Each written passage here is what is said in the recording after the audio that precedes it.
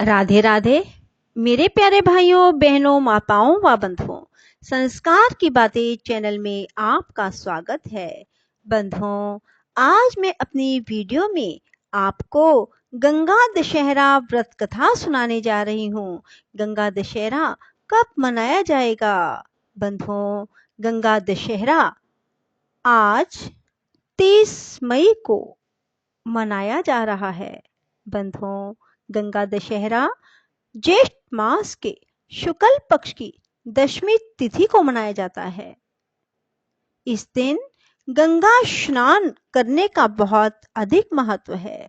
जो कोई भी आज गंगा स्नान कर लेता है, उसके सभी पापों का नाश हो जाता है और उसे पुण्य की प्राप्ति होती है।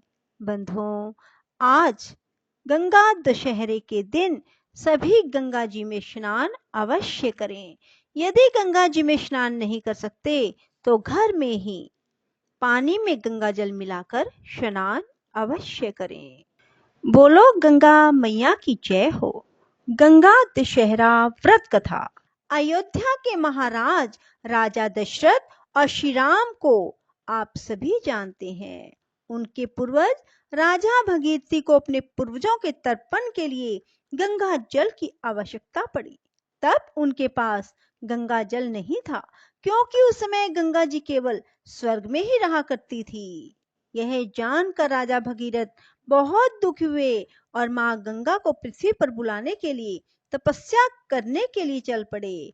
उन्होंने सालों तक कठोर तपस्या की, लेकिन उन्हें कोई सफलता न मिली।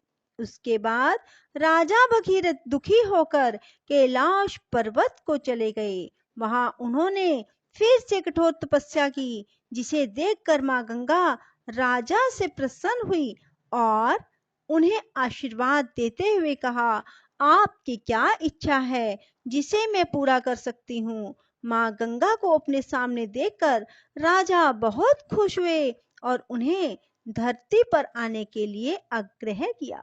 भगीरथी के आग्रह सुनकर मां गंगा राजा के साथ धरती पर आने के लिए तैयार हो गई, लेकिन इसमें भी राजा के सामने एक समस्या खड़ी हुई।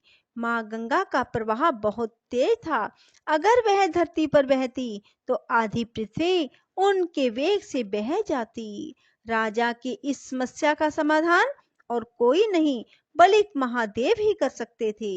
ऐसे में राजा भगीरथ भगवान शिव की तपस्या करने लगे। भगीरथ कभी निर्जल तपस्या करते थे और कभी पैर के अंगूठे पर। राजा की कठोर तपस्या से भगवान शिव बहुत प्रसन्न हुए और राजा के सामने प्रकट हुए। राजा से आशीर्वाद मांगने के लिए कहा।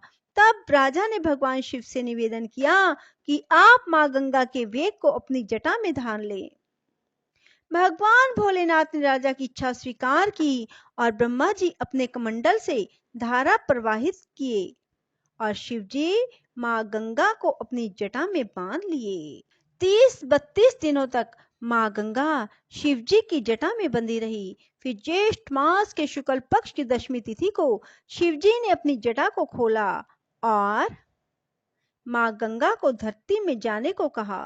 राजा ने मां गंगा के पृथ्वी पर आने के लिए हिमालय की पहाड़ियों के बीच रास्ता बनाया और मां गंगा को धरती पर आने के लिए निवेदन किया। जब मां गंगा धरती पर आई, तब राजा ने उनके जल से अपने पूर्वजों का तर्पण किया। जिस दिन मां गंगा धरती पर आई, उस दिन ज्येष्ठ मास के शुक्ल पक्ष की दशमी तिथि थी, जिसके बाद से इस तिथि को गंगा दशहरे के रूप में मनाया जाने लगा। गंगा दशहरे को मां गंगा के धरती पर आगमन के उत्सव में मनाया जाता है। बंधुओं, यदि आपको हमारी वीडियो पसंद आए तो इसे लाइक करने के साथ साथ शेयर अवश्य करना। धन्यवाद। कमेंट बॉक्स में राधे राधे जरूर लिखो। बोलो गंगा मैया की जय हो।